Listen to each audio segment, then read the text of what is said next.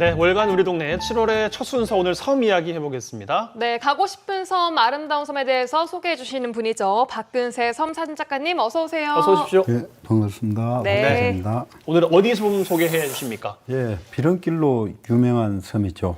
어느 섬이겠습니까? 비렁길, 뭐 금오도 아니겠습니까? 금오도. 예. 금오도. 네, 그렇습니다. 여수시 그 남면의 소재지인 금오도를 오늘 소개해 드리겠습니다. 네. 네.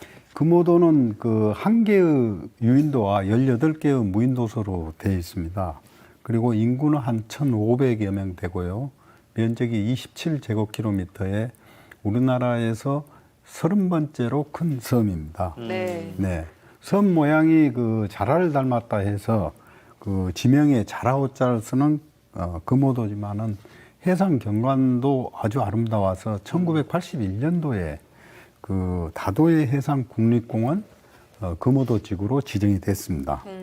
조선시대에는 황장봉산으로 지정해서 일반인들의 출입을 막았지만은 1885년도에 그 봉산이 해제되고 나서 금오도에 사람이 살기 시작했으니까 지금으로부터 한 136년 됐습니다. 예, 금오도 뭐 익히 잘 알려져 있지만은 그 영화 촬영도 많이 했어요. 뭐 혈의 누랄지, 하늘과 바다, 뭐 그리고 인어공주 등이 여기에서 촬영됐고요.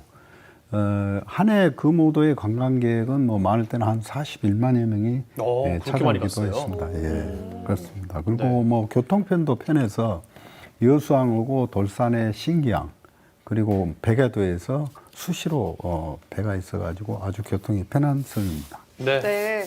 섬마다 고유의 그 지명 이야기해 주신 게 참 재미있는데 금오도에도 특이한 지명들이 많이 있나요? 그렇죠. 금오도의 그 비렁길의 비렁도 금오도 사투리거든요. 네. 그 외에도 금오도 지명에는 그 친근감이 드는 그 지방 사투리로 된 지명들이 많이 있습니다. 네. 그 오지의 그 산동네 찬물내기라는 곳은 선녀가 살았던 옥녀봉 아래의 마을인데 높은 산정인데도 불구하고 1년 내내 그 찬물이 솟아나와서 동네 이름을 찬물내기랍니다. 동쪽에 위치하고 있어서 동풍을 바로 받는 뭐 바람단지인데요. 담벼락이 지붕 높이까지 이렇게 높게 쌓아놓고 있어서 그런데요, 보니까. 예, 세상과 그 담을 쌓고 산다는 말을 저 동네 가면 실감할 수 있습니다. 네. 그 늦은목이라는 지명도 있는데요. 늦은목. 네, 늦은목. 금오도가 개방되면서 이제 사람들이 와서 살기 시작했는데요. 포구에 좋은 땅들은 다 선점해 버려 가지고 제일 늦게 오신 분들이 내륙의 그 연안 깊숙이 타고 들어가서 산정에 자리를 잡은 곳인데 늦게 왔다 해서 늦은목이라는 지명을 붙였습니다. 예, 그리고 찬물내기, 뭐 늦은목 이런 이야기들 참 정겨운 또 우리말인 것 같습니다. 네. 바위도 참 많은 섬인데 이런 전설들도 좀 있을까요? 바위와 관련된? 예, 금오도에는 그 옥녀봉의 전설이 내려옵니다. 하늘에서 살던 그 4명의 선녀가 금오도가 좋아서 와서 쉬고 3분은 돌아가시고요. 네. 한 분은 금오도가 좋아서 그대로 눌러 앉게 살았답니다. 그래서 금오도의 매력에 빠진 한 선녀의 이름은 옥녀라고 이름을 했다네요. 그래서 하루는 옥녀가 그 옥녀봉에서 배틀을 짜다가 네. 그 배틀에 북을 놓쳐가지고 유속리 소유 앞바다로 굴러 떨어졌는데 납닥섬이라는 작은 섬이 되었다는 구전이 내려오네요. 그 섬이 그 배틀의 북이다. 이런 네. 전설이 그렇습니다. 재미있는 전설까지 들어봤습니다. 네. 자, 그럼 이 금오도 섬 주민들은 보통 어떤 일에 종사를 하고 계시나요? 예, 주로 그 관광업의 종사도 하지만은 생산 활동으로는 멸치를 잡이도 하고요. 또 낚시, 또 그다음에 방풍을 주 소득원으로 하고 있습니다. 낭장망이라는 멸치잡이는 그 바다 유속이 센 곳에 그 바다 속으로 그물을 고정으로 설치해 놓고 멸치를 유인해서 잡는 재래 방식인데요. 네. 신선도가 높고 또 해풍에 말려서 건조시킴으로 아주 그 고품질로 인정을 받고 있습니다. 주로 가을철에 송구 마을에서 성행하고 있고요. 바람이 많은 섬에서는 바람에 강한 마늘과 그 고구마가 섬 지방의 그 대표 작물을 할 수 있는 주 소득원인데요. 지금은 그 노루와 멧돼지가 밭을 파헤쳐서 농사는 엄두도 못 내고 그 한약재로 쓰는 방풍으로 대체해서 남면의 그 특산물이 됐습니다.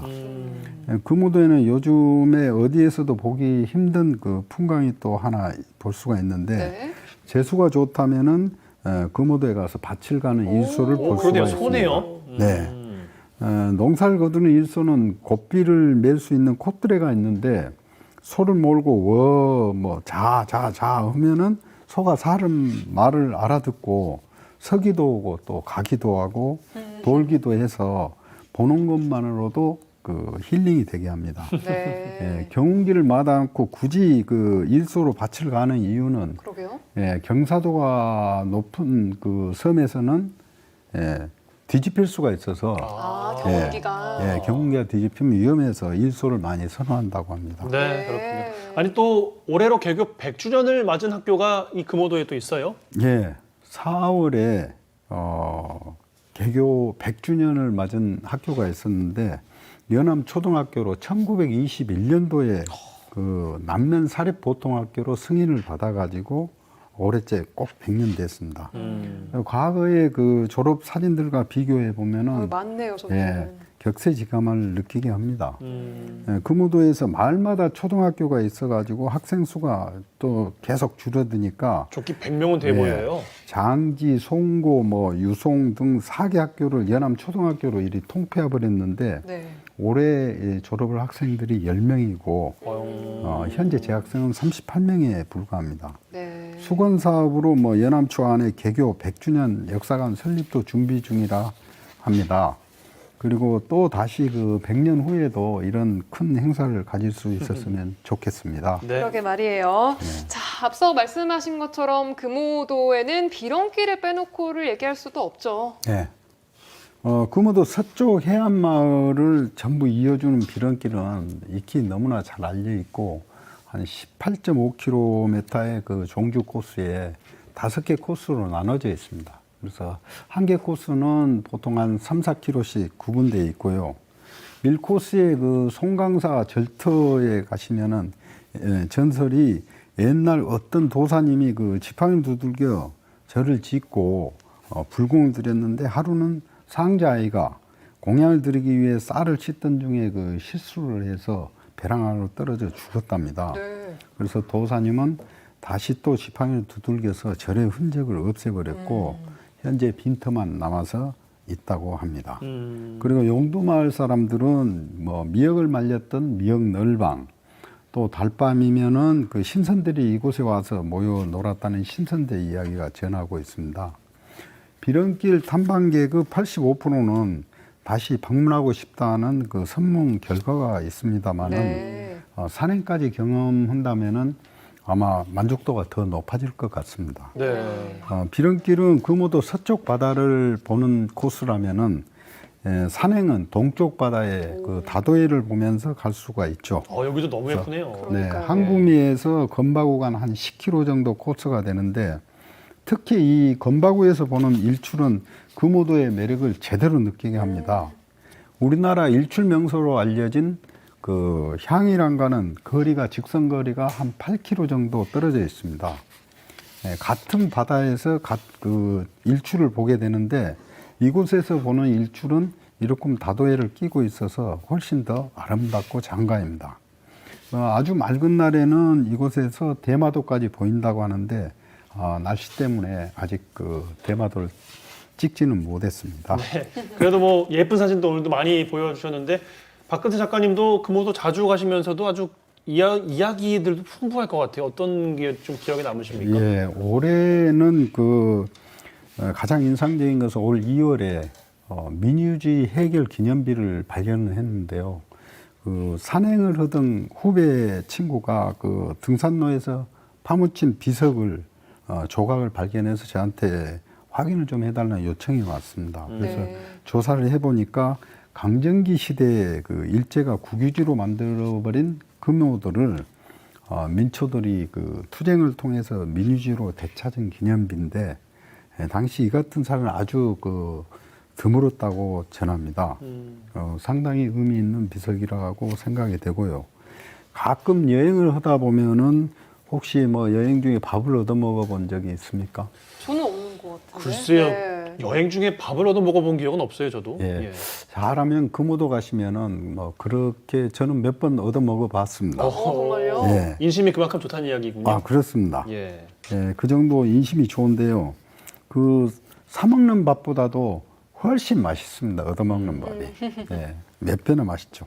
네. 올해 그 지나는 길에 우연히 할머님한테 그 뭐 사진 찍으려니까 말을 걸었는데 할머님이 본 지 10분도 안 됐는데 마치 점심때가 돼서 들어와서 밥 먹고 가라면서 오. 상을 차려줬어요. 예. 그래서 너무 저도 감동을 받았는데 도시에서 밥 한 끼 그 대접받는다는 게 보통 일이 아니죠. 맞아요. 예, 그래서 인심 좋은 할머님을 잊을 수가 없어서 가끔 찾아뵙고 있습니다. 네.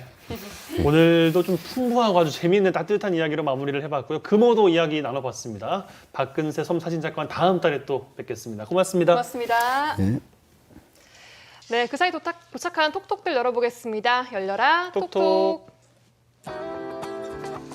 봄에 가족들이 모여서 심은 감자가요 어느새 수확할 시기가 돼서 온 가족이 모여 열심히 캤어요. 네. 몸은 힘들어도 수확의 기쁨은 배가 되네요 하시면서 감자 수확 사진. 야, 참 귀한 사진이에요. 그러니까요. 예. 모여서 이렇게 수확한 감자도 쪄먹으면 얼마나 맛있어요. 감자국도 해 먹을 수 있고 뭐 감자 뭐 여러 가지도 할 수 있지 않습니까? 그러니까 맛있게 말이에요. 잘 드시면 좋겠네요. 네, 사진 감사드립니다. 네. 자, 그럼 마지막으로 이제 저희가 아까 전에 내드린 퀴즈 정답과 또 당첨자 발표할 시간이 다가왔죠. 네, 양 퀴즈 정답자 발표해드려야 되는데 저희가 보신 것들 잘 보고 있었다면 충분히 맞출 수 있는 바로 심리살롱이라는 네 글자가 정답이었습니다. 그렇습니다. 정답은 심리살롱이고요. 지금 당첨되신 분들 5분 저희가 소개를 해드리고 있습니다. 여기 보이는 이분들 축하드립니다. 네, 아래 5분께는 또 저희가 준비한 소정의 선물들 보내드리도록 하겠습니다. 심리살롱 맞춰주신 분들께 드리는 선물이고요. 네. 자, 비가 참 많이 내리고 있습니다. 참 장마가 위기인 이번 주가 될 것 같은데. 이제부터 시작이에요. 그러니까요. 비 피해 없도록 대비 잘 하시기 바라겠고요. 저희는 내일 이 시간에 다시 찾아뵙겠습니다. 여러분